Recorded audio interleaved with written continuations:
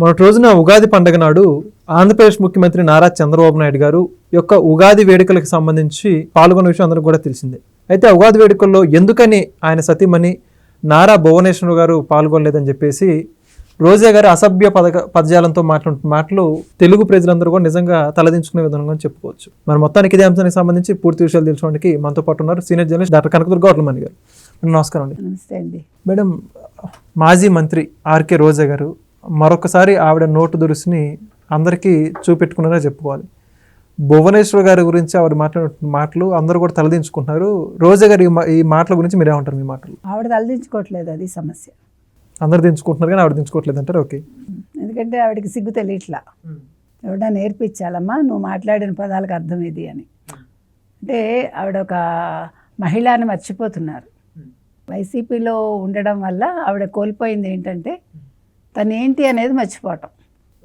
లేకపోతే ఇంత బరితెగిచ్చి మాట్లాడతారా? ఆల్రెడీ మీరు భువనేశ్వర్ గారిని అని అసెంబ్లీలో మీ జీవితాలు ఏమయ్యాయి? నువ్వు నగర్లో అడుగు పెట్టలేకుండా అయిపోయిందిగా. నువ్వు చేసుకున్న పనులు, మీ మాటలు, మీ బూతులు మిమ్మల్ని ఏ స్టేజ్కి తీసుకొచ్చాయి? ఇంకా కింద పడ్డా నాదే పై చేయి అన్నట్టుగా మాట్లాడితే. జగన్మోహన్ రెడ్డి ఉగాదికి పూజ చేశాడు. ఏం పూజలు? అది పూజ అంటారా? ఆత్మప్రదక్షిణ చేసుకోకుండా, లెంపలేసుకోకుండా పూజ కంప్లీట్ అవుతుందా? ప్రసాదం తినకుండా తిన్నట్టు నటిస్తారా ఎవరైనా? ఎవడి కోసం ఈ మోసాలు? ఎవడి కోసం? ఎన్ని మోసాలు చేస్తాడు? ఎన్ని అక్రమాలు చేశాడు ఇప్పటికే. చెల్లిని ఇంకా మోసం చేస్తూనే ఉన్నాడుగా. తల్లి నిన్నే కదా వేదన పడింది. దాని మీద మాట్లాడు రోజా. మీ జగన్మోహన్ రెడ్డిని తిట్టి దమ్ముంటే, నీకు దమ్ముంటే తిట్టమనండి చూద్దాం. కోట్లు సంపాదించుకున్నావు ఈ బూతుల మీద, ఇంకా సిగ్గు లేకుండా ఆడవాళ్ళని అంటున్నావు నువ్వు. నిన్ను విజయలక్ష్మి గారు ఎంత బాధపడింది. ఒక తల్లి వేదన మీకు కనిపించదు. ఇప్పుడు భువనేశ్వర్ గారిని ఎందుకు అన్నావు నువ్వు? ఫస్ట్ దానికి సమాధానం చెప్పు. ఆవిడని ఎందుకు లాగుతున్నావు అంటే నువ్వు జగన్మోహన్ రెడ్డి కంటే కూడా క్రూరమైన దాని అనమాట. అంతే కదా? ఆలోచన ఎంత క్రూరంగా ఉంది. చంద్రబాబు నాయుడు ఎందుకు పూజ చేసుకోలేదు? చంద్రబాబు నాయుడు భార్య భువనేశ్వరి ఏం చేస్తుంది? హెరిటేజ్లో పాలు పిసుకుతోందా? ఏంటది? దీని మీద ఎందుకు సంఘాలు, మహిళా సంఘాలు మాట్లాడవు? దీని మీద ఎందుకు మహిళలు స్పందించరు ఇలాంటి మాటల మీద? ఇవాళ మాట్లాడమనండి రాధికని, ఖుష్బూని, మీనాని. ఆ రోజు ఈవిడ వీడియోల గురించి వచ్చినప్పుడు అందరూ సపోర్ట్ చేశారు కదా. మరి ఇలా మాట్లాడేటప్పుడు కూడా మీరు సపోర్ట్ చేస్తున్నారా? నోర్లు ఎత్తట్లేదు మరి కదా. నీకు పర్సనల్ విషయాలకు వచ్చేసరికి నా కొడుకు కూతురు తట్టుకోలేకపోతున్నారు, నా కూతురు ఫారెన్ వెళ్ళిపోయిందని ఏడ్చావు కదా. అంత ఏడ్చిందాను మహిళల్ని ఎలా అంటున్నావు నువ్వు?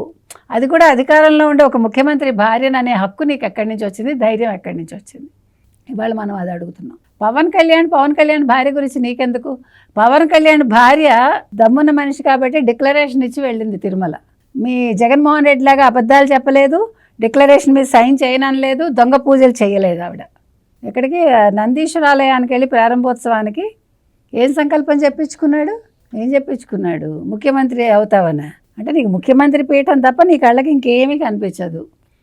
నీకేమో జగనన్నతోటి ఉండి నువ్వు ఎలా దోచుకోవాలి, ఆడదాం ఆంధ్ర 119 కోట్లు, ఇంకా ఎన్ని కోట్లు సంపాదించాలి, ఎన్ని బూతులు తిట్టాలి, ఎంత బూతులు తిడితే మనకి ఎంత ఇస్తాడు జగన్మోహన్ రెడ్డి? మీ బతుకంతా ఇంతే.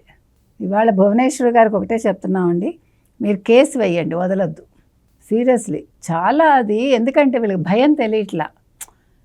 ఇప్పుడు జగన్మోహన్ రెడ్డి 2019 నుంచి 24 వరకు ఇట్లా భయపెట్టాడు. కానీ ఇవాళ వీళ్ళు విచ్చలవిడిగా తిరుగుతున్నారు, విచ్చలవిడిగా మాట్లాడుతున్నారు. తిరగటం అంటే వేరే ఉద్దేశంతో కాదు, స్వేచ్ఛగా తిరుగుతున్నారని. అవునా? మీకు ఎంత స్వేచ్ఛ ఉంటే మీరు ఇవాళ తిరగగలుగుతున్నారు, ఇట్లా బూతులు మాట్లాడగలుగుతున్నారు? మీ నాలుగుకి శుద్ధి బద్ది ఉందా ఎక్కడైనా? ఇలాంటి వాళ్ళ నాలుకల మీద వాతలు పెట్టాలా అక్కర్లేదా? ఇవాళ వాళ్ళ ఇంట్లో వాళ్ళని కూడా మాట్లాడమనండి, వాళ్ళ కూతుర్ని కూడా స్పందించమనండి. వాళ్ళ తల్లి ఇంత అందంగా మాట్లాడింది, ఇంత అద్భుతంగా మాట్లాడిందని. రోజాని ఆవిడ వీడియోల గురించి మనకు అనవసరం. ఆవిడ వ్యక్తిగతం మనం ఎప్పుడూ మాట్లాడాల, అవసరం కూడా లేదు మనకి. అది ఆవిడ మనసుకు తెలిసి ఆవిడ మంచో చెడో అనేది మనకు అనవసరం అది. కానీ రాజకీయాల్లోకి వచ్చాక ఆడవాళ్ళని తిడితే మాత్రం ఎవడు ఊరుకోడు. అది ఆవిడకే తెలియాలి, ఆవిడ ఏం మాట్లాడుతోంది, ఎందుకు మాట్లాడుతోంది, ఇంత అసహ్యంగా మాట్లాడడం ఏంటి. ఓడిపోయాక కూడా బుద్ధి రాని ఒక వైసీపీ మహిళలు వీళ్ళని ఏం చేయాలి? ఆంధ్రప్రదేశ్ ప్రజలకు ఒకటే చెప్తున్నాను, దయచేసి ఇవన్నీ గమనించండి. పొరపాటున కూడా ఒక్క సీటు కూడా రానివ్వకండి. ఈసారి వైసీపీకి 0 రావాలి. అసలు పార్టీ మొత్తం మూతపడిపోతే దరిద్రం వదులుతుంది. జగన్మోహన్ రెడ్డి జైలుకి వెళ్తే వీళ్ళందరికీ ఉంటుందిలేండి, ఎందుకు కంగారు? వెళ్ళక ఉంటాడు ఎలాగా, ఆయన జైలుకి వెళ్ళక తప్పదు, వీళ్ళు కూడా అనుభవించక తప్పదు. ఆ రోజు కోసం ఎదురు చూద్దాం. సరే, ఇప్పుడు రోజా గారు అంటే మాట్లాడుతున్నారు, ఎందుకని పార్టీ నుంచి ఎవరు ఖండించట్లేదు దీన్ని, ఎందుకని దీన్ని తప్పని ఎవరు ఎందుకు వాళ్ళ నాయకులు మాట్లాడలేదు అంటారు?